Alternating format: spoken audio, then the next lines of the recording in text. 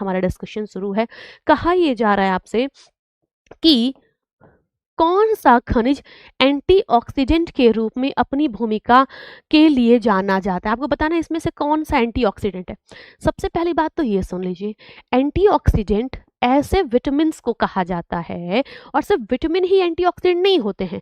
जैसे टमाटर में पाया जाने वाला जो लाइकोपिन है ना, जो कि एक प्रकार का पिगमेंट है, वर्णक है, जिसकी वजह से उसका रंग लाल होता है, वो भी एक एंटीऑक्सीडेंट के तौर पे ही काम करता है। बाकी विटामिन तो हम जानते ही हैं कि विटामिन ए, विटामिन सी और विटामिन ई, ये 3 ऐसे विटामिन हैं जिनको हम क्या कहते हैं, एंटीऑक्सीडेंट विटामिन के तौर पे समझते हैं।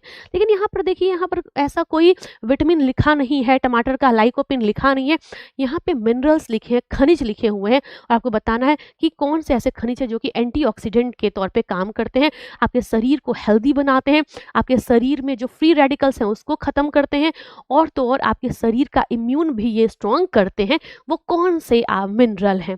पहला है मैग्नीशियम, दूसरा है सेलेनियम, तीसरा है आपका कॉपर, और लास्ट आपके पास है पोटेशियम। ध्यान दीजिएगा, मैग्नीशियम ऐसा कुछ नहीं करता है, ना ही तो पोटेशियम करता है, लेकिन ये जो सेलेनियम है ना, जो कि एक ऐसा मिनरल है जो हमें प्राप्त होता है जितने भी सी फूड हैं, यानी कि समुद्र में पाए जाने वाले जो फूड होते हैं, जैसे समुद्री मछली, समुद्री काई, है ना, इन सब में आपको सेलेनियम मिलेगा, और ये सेलेनियम एक बहुत अच्छा एंटीऑक्सीडेंट है।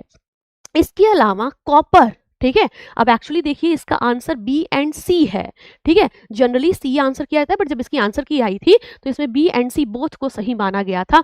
अर्थात कॉपर भी क्या है, एक एंटीऑक्सीडेंट है, और यह भी आपके शरीर में एंटीऑक्सीडेंट वाले जितने काम होते हैं वो करता है। तो क्वेश्चन नंबर फर्स्ट का आंसर आपका बी एंड सी हो जाएगा, यानी बोथ आंसर आर करेक्ट। ठीक है, आगे देखिए क्वेश्चन नंबर सेकेंड। बहुत ध्यान से क्वेश्चन को देखिएगा, क्वेश्चन बड़ा है बट आपको ध्यान देना है। कहा गया omega 3 fatty acid, fatty acid का मतलब वसीय अम्ल होता है, ये हम जानते ही हैं, फैट की बात हो रही है।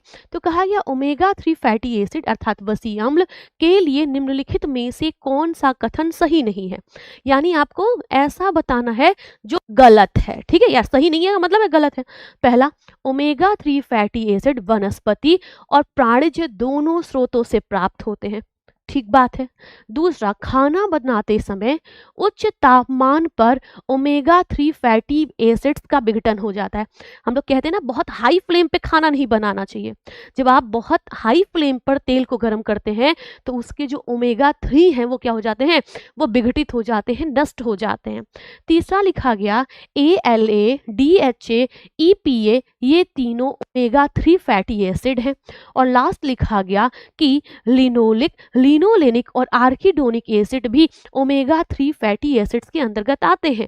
आप यहाँ पर 1 मिनट के लिए रुक जाइए और बस इतना समझिए कि हमें पता है फैट एक मैक्रोन्यूट्रिएंट है, अर्थात दीर्घ मात्रिक पोषक तत्व है, और यह हमें क्या करता है, ऊर्जा देने का काम करता है। कितना? तो 1 ग्राम फैट हमें 9.2 किलो कैलोरी ऊर्जा देता है। फैट का काम क्या है, आपके शरीर के टेम्परेचर को मेंटेन रखना। ऐसे जितने भी विटामिन हैं जो वसा में घुलनशील हैं, for example vitamin A, vitamin D, vitamin E, vitamin के, इनको घोलने का काम करना। और हमारे शरीर में जितने भी सॉफ्ट ऑर्गन हैं, जितने भी सुकुमार अंग हैं, सब पर फैट ने अपनी क्या कर रखी है, एक लेयर लगा रखी है। और ये जो लेयर है ये क्या करती है, वो जो हमारे सॉफ्ट पार्ट हैं उनको सिक्योर करके उनको सुरक्षित रखने का काम करती है। इसके अलावा फैट ल्यूब्रिकेंट यानी स्नेहक के तौर पे भी क्या करता है, काम करता है। ये जो आपका फैट है ये हमारी स्किन के लिए, हमारी त्वचा के लिए बहुत बढ़िया होता है। और तो और ये भी आपको ध्यान में रखना होगा कि ये बहुत सारा होता है, ठीक है। और जब भी अगर फैट की हम बात करें और ये जब भी टूटेगा, अर्थात जब भी वसा का जल अपघटन होगा, तो आपको 1 अणु ग्लिसरॉल का और 3 अणु फैटी एसिड का मिलेगा।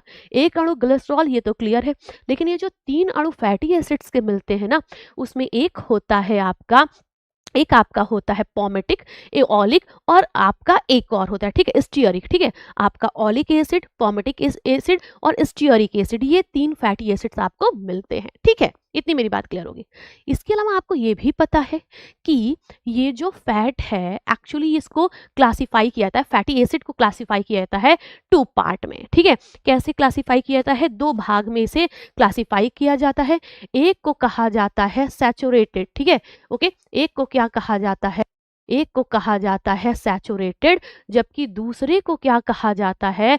दूसरे को कहा जाता है अनसैचुरेटेड, ठीक है? एक बार ध्यान से देखिए, एक ऐसा होता है फैटी एसिड का एक प्रकार ये है जिसको आप क्या कह रही हैं? सैचुरेटेड कह रही हैं, ठीक है? अर्थात संतृप्त वसा कह रही हैं, जबकि जो दूसरा आपके पास है उसे आप क्या कह रही हैं? अनसैचुरेटेड कह रही हैं, अर्थात असंतृप्त वसा कह रही हैं। जो संतृप्त वसा है वो जमने वाली वसा होती है और ये संतृप्त वसा ही हृदय संबंधी रोगों के लिए जिम्मेदार होती है। पूछा गया था ना बिहार स्टेट में कि हृदय संबंधी रोगों के लिए कौन सी वसा जिम्मेदार होती है? तो ये जो जमने वाली वसा होती है, जो आपकी संतृप्त वसा होती है, यह क्या होती है? यह आपके हृदय के लिए बहुत ही ज़्यादा नुकसानदायक होती है। और लेकिन ये ध्यान रखिए, ऐसा नहीं है कि आप थोड़ा सा अमाउंट खा रहे हैं तो भी नुकसानदायक, नहीं। जब आप किसी भी चीज़ का एक्सेस करेंगे, मतलब आवश्यकता से अधिक लेंगे, तो वो चीज़ अपने आप हार्मफुल हो जाएगी, ठीक है? तो संतृप्त ऐसा ही है। अच्छा, इसके उदाहरण क्या हैं?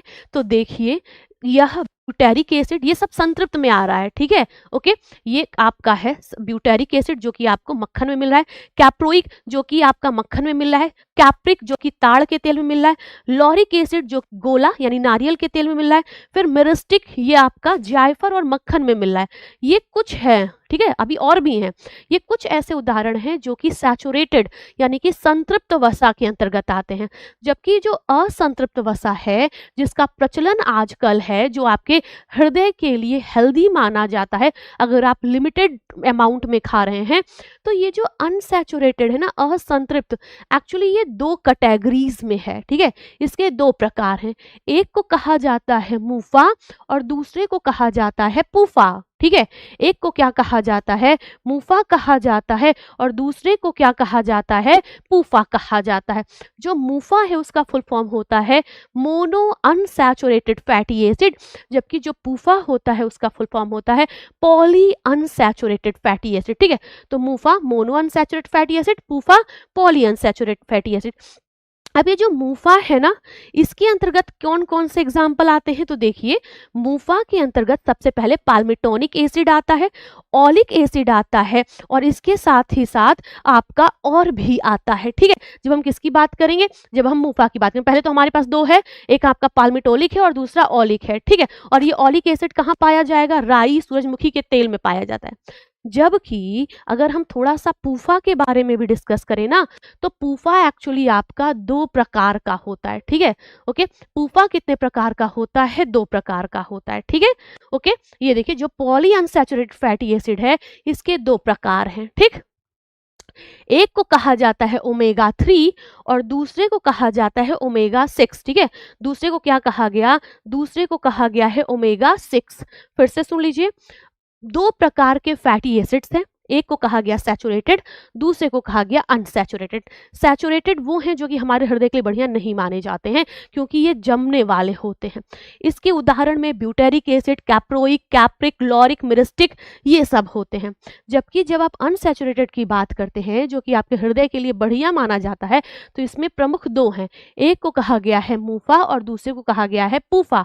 मूफा का मतलब मोनो अनसैचुरेटेड फैटी एसिड्स और ये 2 आपके पास हैं। पहला है आपका पाल्मिटोलिक एसिड और दूसरा है आपका ओरिक एसिड, ठीक है? तो ओरिक एसिड और पाल्मिटोनिक एसिड ये 2 हैं। जबकि जब पूफा की बात करते हैं तो पूफा के भी कई प्रकार हैं, जिसमें से ओमेगा 3 और ओमेगा 6 आपको ज्यादा फोकस करना होता है। हालांकि ओमेगा 9 भी होता है, ठीक है? ओके, ओमेगा 9 भी होता है, बट हमें ओमेगा 3, ओमेगा 6 पर ज्यादा फोकस करना है क्योंकि ये ज्यादा महत्वपूर्ण होते हैं, ठीक है? तो एक हमारे पास क्या हो गया? ओमेगा 3 हो गया, क्या हो गया? ओमेगा 6 हो गया। अब ये जो ओमेगा 3 ओमेगा 6 है, इस ओमेगा 3 में कौन कौन आता है? तो लिनोलेनिक आता है, इकोसेप्टोनिक आता है और डोकोसेक्सनोइक आता है। फिर से सुनिए, ओमेगा 3 के अंदर कौन आता है? तो लिनोलिक आता है, इकोसेप्टोनिक आता है और डेकोसेक्सनोइक आता है। जबकि ओमेगा 6 के अंतर्गत क्या आता है? लिनोलिक और आर्किडोनिक आता है। ठीक है, और आपको एक चीज पता है, जब हम एसेंशियल फैटी एसिड की बात करते हैं ना, आवश्यक वसी अम्ल की बात करते हैं, तो हमसे पूछा था आवश्यक वसी अम्ल कितने, हम आंसर करते हैं 3, और वो तीनों आवश्यक वसी अम्ल पूफा के ही उदाहरण हैं। देखिए, एक आपका है पूफा का ओमेगा 3 यानी कि लिनोलेनिक, और दूसरा पूफा का ही ओमेगा 6 का लिनोलिक और आर्किडोनिक, अर्थात लिनोलेनिक फिर लिनोलिक और आर्किडोनिक, ये 3 एसेंशियल फैटी एसिड्स के अंतर्गत, आवश्यक वसी के अंतर्गत भी आते हैं। ठीक है, मेरी बात क्लियर होगी? अच्छा, अब देखिए, हमसे क्वेश्चन में क्या कहा जाता? ओमेगा 3 फैटी एसिड वानस्पतिक और प्राणिज दोनों स्रोतों से प्राप्त होते हैं। बिल्कुल ठीक है। हमें ये भी पता है कि खाना बनाते समय अगर हम हाई टेम्परेचर का यूज कर रहे हैं तो ओमेगा 3 जो फैटी एसिड्स हैं उनका विघटन हो जाता है। बिल्कुल ठीक है। फिर ALA, DHA, EPA, अच्छा ये जो आपका ALA है ना, आपको दिख रहा है, और ये देखिए यहाँ पे आपको दिख रहा होगा DHA है ना, ये यही है। ठीक है, ओके। तो आपका यहाँ पर ALA, DHA, EPA ये तीनों ओमेगा 3 फैटी एसिड्स हैं। बिल्कुल ठीक है, लेकिन यहाँ पर जो लिखा हुआ है ना, ये जो ऊपर यहाँ पर डी वाले ऑप्शन में कि लिनोलिक, लिनोलिलिक और आर्किडोनिक ये ओमेगा 3 फैटी एसिड के उदाहरण हैं। नहीं, आप देखिए यहाँ पर एक जो है ना लिनोलिक वो ओमेगा 3 का है, जबकि आपका लिनोलिक और आर्किडोनिक ये ओमेगा 6 के उदाहरण हैं। ठीक है, किसके उदाहरण हैं? आपके ओमेगा 6 के उदाहरण हैं। अब हमारा आंसर क्या हो जाएगा? आंसर हो जाएगा क्वेश्चन नंबर दूसरे का डी हो जाएगा। ठीक है, क्वेश्चन नंबर जो आपका सेकंड है इसका आंसर क्या हो गया? डी हो गया। और बहुत ध्यान से मेरी बात सुनिएगा। क्लियर है? ओके, आगे चलते हैं। क्या कहा जा रहा है नेक्स्ट क्वेश्चन में? क्वेश्चन नंबर आपका तीसरा है क्या? निम्नलिखित में से कौन सी पोषणीय स्तर के मूल्यांकन की प्रत्यक्ष विधि नहीं है? प्रत्यक्ष मतलब जो आप डायरेक्ट देख करके बता रहे हैं। ठीक है, ओके। जो चीज डायरेक्ट है, जो आप सीधे सीधे देख पा रहे हैं, उसको प्रत्यक्ष कहा जाता है, और जो डायरेक्ट ना हो करके किसी दूसरे मीडियम से आपको पता चल रहा है, उसको क्या कहा जाता है? उसको अप्रत्यक्ष कहा जाता है। ठीक है, आपको बताना निम्नलिखित में से कौन सी पोषणीय स्तर के मूल्यांकन की प्रत्यक्ष विधि होती है। ठीक है, आप देखिए प्रत्यक्ष विधि नहीं है, आपको मतलब डायरेक्ट न बता करके परोक्ष इनडायरेक्ट बताना है। पहला है अर्थोप्रोमेट्री, तो हमें पता है ना, हम कैलिपर नाम का टूल यूज करते हैं, ये आपका स्किन फोल्ड मेजर करने के लिए। हम लोग इंच टेप का यूज करते हैं परिधि नापने के लिए, म्यूक वगैरह नापने के लिए, है ना। तो ये तो डायरेक्ट है भाई, हम सीधे क्या कर रहे हैं, कैलिपर से फैट देख ले रहे हैं, है ना। कैलिपर एक प्रकार का टूल, एक प्रकार का यंत्र, उससे हम सीधे फैट देख ले रहे हैं। हम इंच टेप का यूज करके परिधि नाप ले रहे हैं, अब चाहे ये मिड अपर आर्म सर्कमफेरेंस का हो या वेस्ट हिप रेशियो हो, कुछ भी हो, है ना। ये तो है ही। नैदानिक, नैदानिक जो आप देख करके अंदाजा लगा ले रहे हैं, जैसे बालों का रंग, आपकी नेल्स की शाइन, फेस का साइन, आंखों का पीलापन, ये भी आप डायरेक्ट देख के बता रही हैं, ये भी प्रत्यक्ष है। और जैव रसायन, जैव रसायन मतलब होता है आपने मेडिकल अर्थात जो प्रयोगशाला में टेस्ट करवाया, अब चाहे आप यूरिन यानी मूत्र परीक्षण करवा लीजिए, स्टूल यानी कि मल परीक्षण करवाइए, ब्लड यानी रक्त परीक्षण करवाइए, ये भी प्रत्यक्ष के अंतर्गत आते हैं। लेकिन ये जो आपका डाइटरी असेसमेंट है ना, जो आपके द्वारा खाए गए आहार का मूल्यांकन हो रहा है, ये इनडायरेक्ट होता है। ठीक है, अर्थात क्वेश्चन नंबर तीसरे का आंसर आपके पास क्या हो गया? डी हो गया। ठीक है, क्वेश्चन नंबर तीसरे का आंसर क्या हो गया? डी हो गया। ये एक आपकी अप्रत्यक्ष टेक्निक नहीं है, जबकि अर्थोपोमेट्री, क्लिनिकल, बायोकेमिकल ये आपकी डायरेक्ट मेथड यानी प्रत्यक्ष के अंतर्गत आते हैं। मेरी बात ठीक होगी? आगे देखते हैं नेक्स्ट क्वेश्चन, क्वेश्चन नंबर 4। बहुत अच्छे से देखिएगा क्वेश्चन, थोड़ा इसको पहले आप समझ लीजिए ये है क्या। प्रतिरोधी स्टार्च, ठीक है, ओके। पहले आप ध्यान से मेरी बात सुनिए, आप ये समझ लीजिए प्रतिरोधी स्टार्च क्या होता है। प्रतिरोधी स्टार्च या रेसिस्टेंट स्टार्च क्या होता है?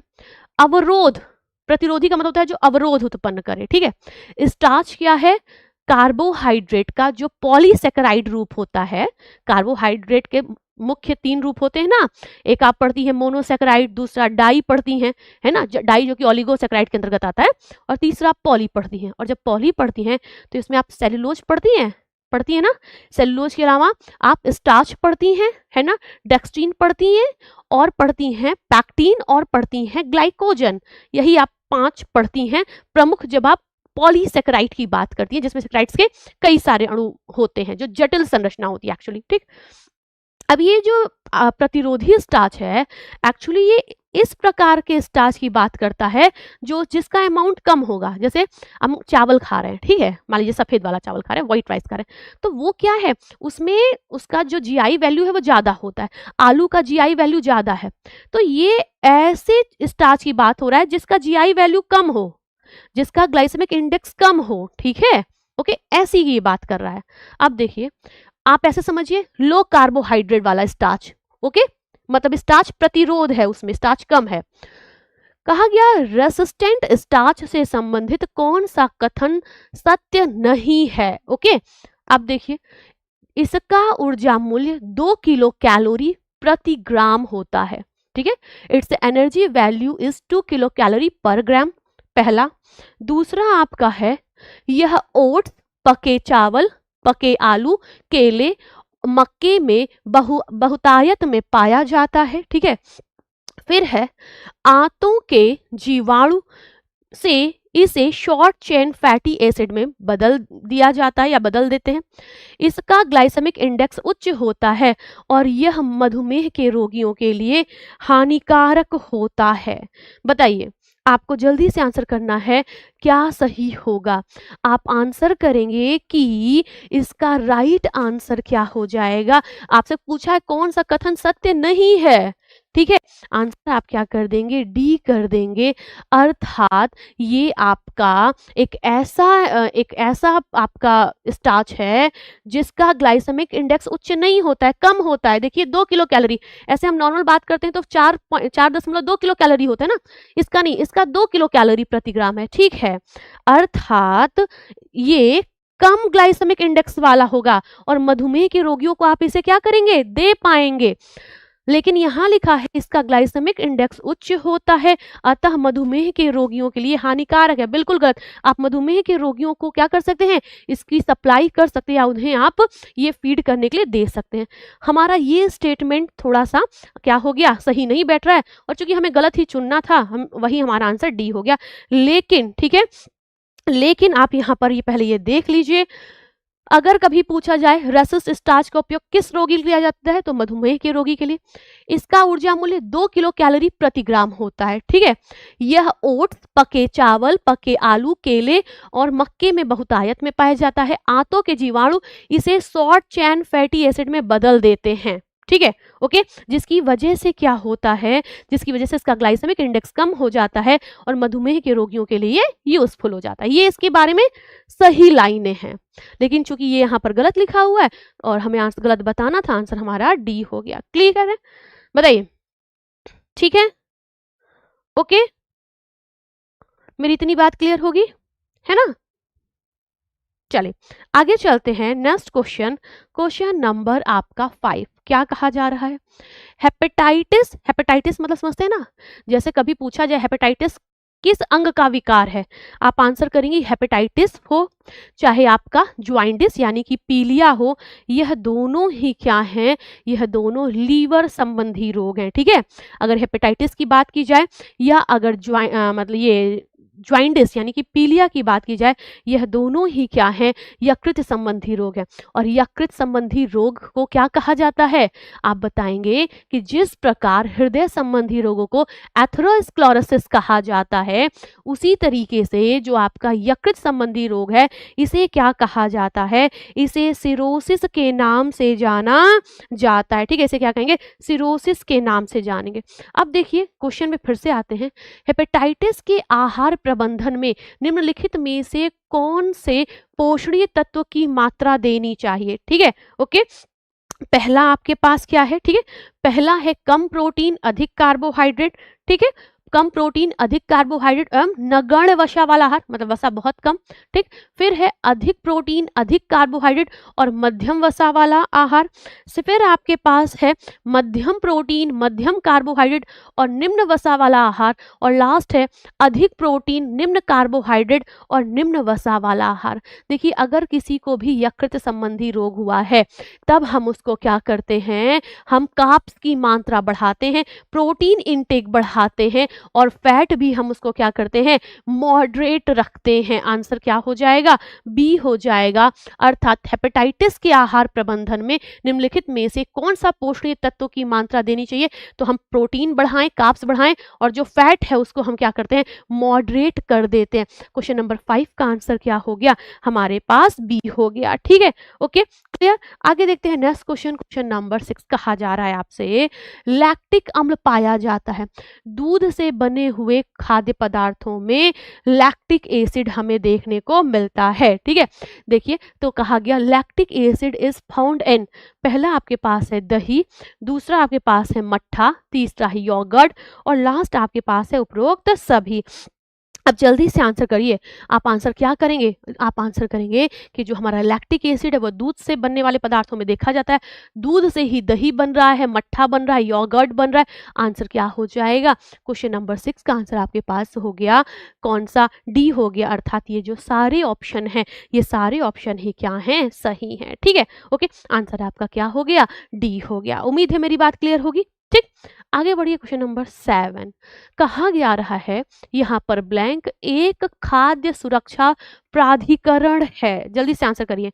कहा जा रहा है, ठीक है, ओके, कहा जा रहा है एक खाद्य सुरक्षा प्राधिकरण है, is a food safety authority. कौन है इसमें, जो कि फूड सेफ्टी अथॉरिटी के अंतर्गत आता है, अर्थात आपके खाद्य पदार्थ की सुरक्षा से संबंधित है।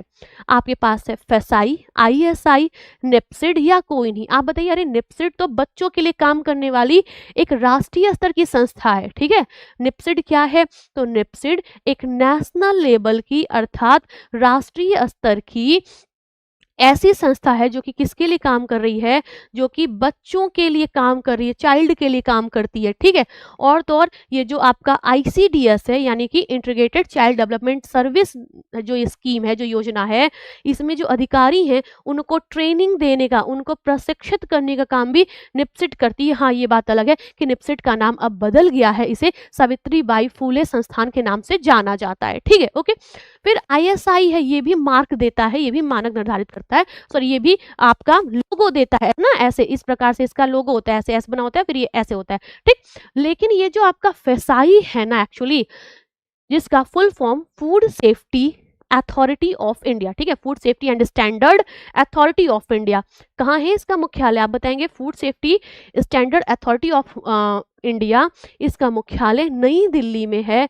और यह क्या करता है, यह खाद्य पदार्थों के मानक फूड स्टैंडर्ड तैयार करता है। ठीक है, इसकी स्थापना कब हुई थी, सन 2006 में हुई थी। ठीक है, और ये प्रॉपर लागू कब से हो पाया था, 2011 से ये प्रॉपर तरीके से लागू हो पाया था। इसके साथ ही साथ एक पॉइंट और ध्यान रखिएगा, इसकी स्थापना जो फेसाई है ना, वो किस एक्ट के तहत काम करता है, तो food safety standard act, FSSA, ठीक है, फूड स्टैंडर्ड एक्ट के तहत है काम करता है। ठीक है, ओके, क्लियर। और हमें ये भी ध्यान रखना है कि ये जो फूड सेफ्टी स्टैंडर्ड एक्ट है, ये कई सारे जो पहले छोटे छोटे एक्ट चलते थे किसी अलग अलग एक्ट के अंतर्गत, जैसे आपका चलता था ये आपका फ्रूट प्रोडक्ट ऑर्डर FPO है ना, मीट प्रोडक्ट ऑर्डर MPO, तो ये सब एसेंशियल कमोडिटीज एक्ट, आवश्यक वस्तु अधिनियम के अंतर्गत चलता था। ओके, और ऐसे ही और बहुत सारे थे जो अलग अलग चलते थे। इन सबको समराइज करके एक बना दिया गया, कौन सा, फूड सेफ्टी स्टैंडर्ड एक्ट, और इसी के तहत किसकी स्थापना हो गई, ये जो फेसाई है, food safety standard authority of India है, इसकी स्थापना सन 2006 में हो गई। और ये एक्ट कब का है, तो ये एक्ट स्वतः भी 2006 का ही है। ठीक है, ये एक्ट कब का है, तो यह एक्ट भी आपका 2006 का ही है। ठीक है, उम्मीद है आपको मेरी बात समझ में आई होगी। क्लियर, उम्मीद है आपको मेरी बात समझ में आई होगी। ठीक है, ये 2006 लिखने की कोशिश मैं करी हूँ, बट यहाँ पे पता नहीं क्यों पेन नहीं चल रहा है। ठीक है, ओके, उम्मीद है मेरी बात समझ में आई होगी। क्वेश्चन नंबर 7 का आंसर आपका ए हो गया है। आगे बढ़ते हैं नेक्स्ट क्वेश्चन। क्वेश्चन नंबर 8 कहा जा रहा है विटामिन डी का कार्यात्मक सक्रिय रूप है। जल्दी से आंसर कर दीजिए। पहला है कोलेकैल्सिफेरॉल, दूसरा है आर्गोकैल्सिफेरॉल, डिहाइड्रोकैल्सिफेरॉल, या फिर आपका 1 to 5 आपका डाईहाइड्रो कोले कैल्सिफेरॉल। बताइए आपको आंसर करना है।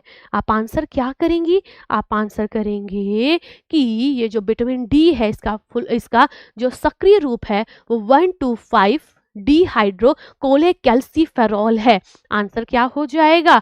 डी हो जाएगा। और ये क्वेश्चन मल्टीपल टाइम रिपीट हुआ है, बहुत बार। नेट में भी ये क्वेश्चन कई बार रिपीट हुआ है। ठीक है, विटामिन डी का सक्रिय रूप क्या है? तो आप बताते हैं 1 to 5 आपका डाईहाइड्रो कोलेकैल्सिफेरॉल है। ठीक है, आंसर क्वेश्चन नंबर 8 का डी हो गया। ठीक है, ओके। आगे देखिए